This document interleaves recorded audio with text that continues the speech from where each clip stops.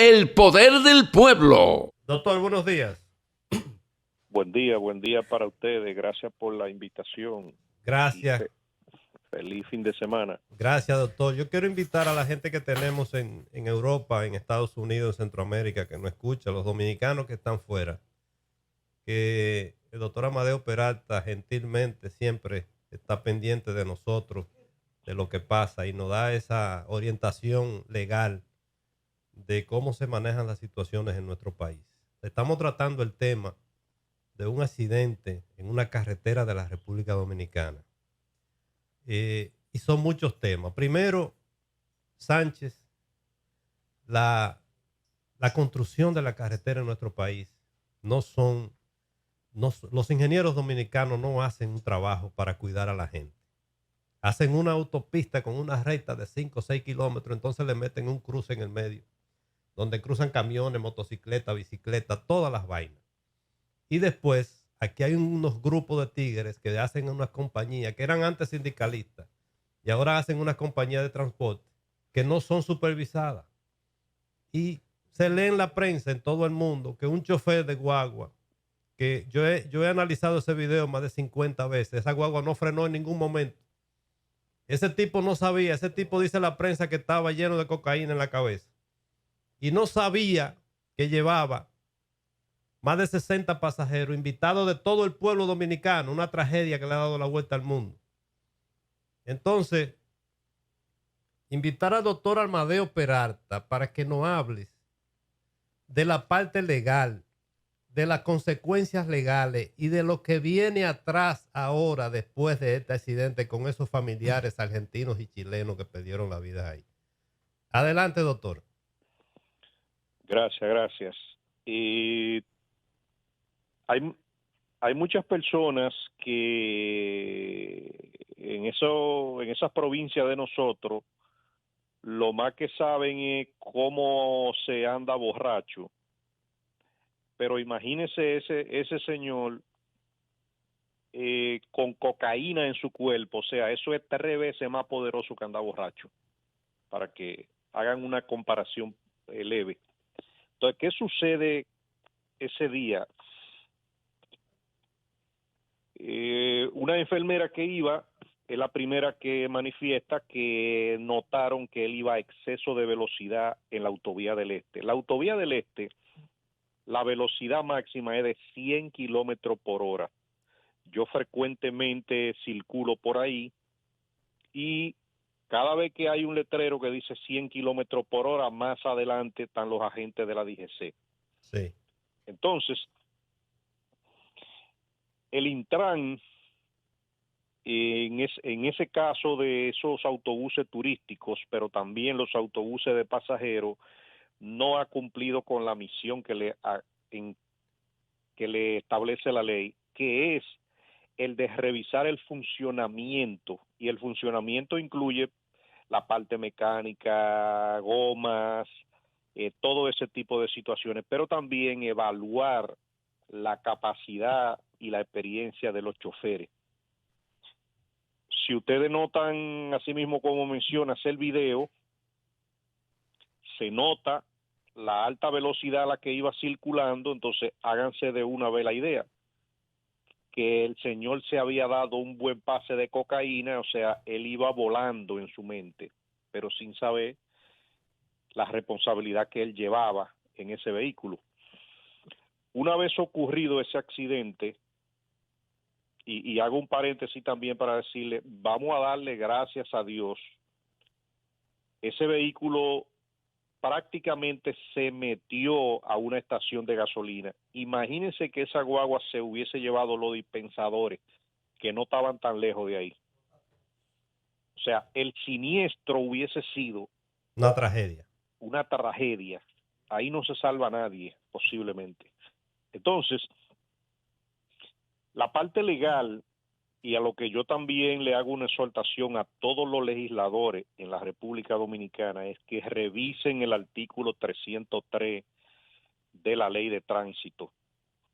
¿Y por qué tienen que revisarlo? No es justo que ese artículo en materia de tránsito establezca una pena máxima de 3 años de prisión para un conductor de un vehículo que por su imprudencia, por su negligencia, por su torpeza, por manejar de forma temeraria y atolondrada, le causa una muerte a una o a varias personas. Y la pena máxima es de 3 años, pero también la pena mínima es de 1 año. Entonces, imagínese el daño que ese conductor en esa zona turística le ocasionó a todos esos extranjeros, en donde va a ser un daño al turismo, a la seguridad vial de manera internacional que nosotros estamos recibiendo. Entonces, esa persona en un proceso penal, en un largo proceso penal, tal vez lo condenen a 3 años de prisión, pero eso no es justo para las familias que perdieron a 4 seres queridos por la imprudencia y porque el chofer andaba bajo los efectos de la cocaína. En ese mismo orden de idea, la ley de tránsito no importa, escuchen esa palabra, se la estoy diciendo porque yo conozco la ley, no importa si la persona andaba borracho, si andaba endrogado, no importa nada, no importa si mató 20, no importa si mató 1, no importa si mató 30, nada varía que la pena máxima es 3 años de prisión. Y por eso vuelvo y le digo a los legisladores que piensen por un segundo si eso les pasara. Eso no es justicia. Ahora, cualquiera puede tener un accidente. Así es. Y no todo el que tiene un accidente es un criminal, pero sí la ley tiene que diferenciar entre qué es un accidente y las condiciones en las que la persona iba, que era propenso a provocar el accidente. Sí, doctor, la ley también responsabiliza a la empresa que empleó este chofer. Sí, la ley le establece responsabilidad al propietario del vehículo, sobre todo. Entonces, escuchen lo que yo le voy a decir ahora, que mucha gente no lo sabe. La Suprema Corte de Justicia ha establecido que el propietario del vehículo es el que establece la matrícula, no el letrero que lleva puesto en los lados. Uh-huh. Ustedes saben lo que están haciendo la gran mayoría de autobuses de transporte de pasajeros que compran una compañía de carpeta. Una compañía de carpeta es una compañía que no tiene un local, Uh-huh. no maneja una contabilidad, no tiene una estructura de empleados, no tiene nada, sino es la que aparece como dueña del vehículo. Entonces, en ese caso, yo no descarto que cuando demanden a la compañía propietaria, No aparezca el dueño, doctor. no, va a aparecer el dueño, pero ¿de qué te va a servir demandar a una compañía? Invéntate un nombre en este momento.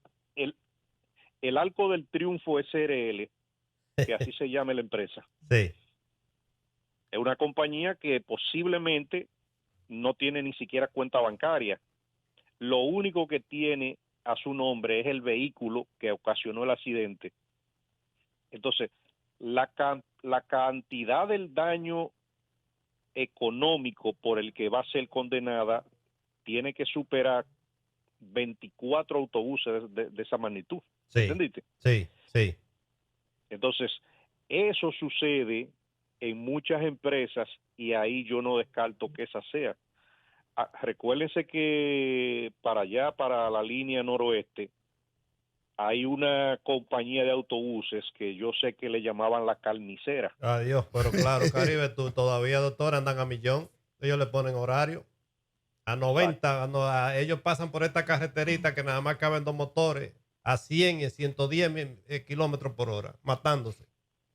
Exacto, entonces la cantidad de accidentes y de procesos que esos autobuses llevan, si efectivamente a la empresa titular, a la que tiene el letrero, le cayeran la demanda, esa empresa estuviera cerrada. Pero las personas se encuentran ante la realidad de una condena a una sociedad comercial que nadie la conoce, y que es la titular del seguro. Y si un tribunal emite una condena de $1,000,000 al propietario del vehículo y al chofer, entonces es a la compañía de carpeta que van a condenar. Ay, mamá, Doctor, Sí. excúsenos de su tiempo. Sabemos que usted tiene muchos compromisos. Pero quisiéramos preguntarle cómo va el tema, si se ha desarrollado el tema del triple asesinato ahí en Rancho Manuel, ya que usted conoce toda esa parte por ahí y tiene grandes amigos en esa área. Sí. Cuando te complete este tema, también te quiero volver a la ley de tránsito para decirle algo que se me quedó. No, continúo con la ley de tránsito, entonces caemos en el tema. Ok. La ley de tránsito debe ser revisada, debe ser actualizada. Y le voy a poner dos ejemplos muy sencillos. Uh-huh. El por qué esa ley es del año 2017, pero no tiene una utilidad en muchos aspectos. Hay un artículo que dice que los vehículos están obligados a circular por las calles con dos placas, con una adelante y otra detrás. Exacto. Ahí mismo yo le pregunto, ¿la Dirección de Impuestos Internos le entrega a uno dos placas? No, Entrega una. solamente te entrega una para colocarse en la parte trasera, pero la ley dice que tú Que tienes que son tener dos. una placa en la parte delantera. Sí. Esa ley prohíbe expresamente desde el año 2017 la colocación de bumpers, esos parachoques Ah, sí, que, sí, sí. que utilizan mucho de esos autobuses, de los minibuses más pequeños. Todo lo de la línea, doctor, tienen unos hierros adelante que si le dan, O sea, si le dan a otro vehículo, lo lo desbarataron. desbaratan. Entonces, ¿qué sucede? Eso está prohibido en la ley. Ahora, ¿a cuántos autobuses de esos le han desmontado el parachoque? ¿Cuántos vehículos de esos han incautado? ¿Cuánta multa han puesto por eso? Posiblemente ninguna. Ninguna. Pero es una obligación de la ley. Ahora, la ley lo único que establece por esas violaciones nada más es multa. Usted Pero sabe, ni la usted multa sabe, la doctor, ponen. que históricamente en el Congreso los sindicatos antes tenían un lobby en los congresos para arreglar y ahora tienen legisladores, los propietarios de guagua.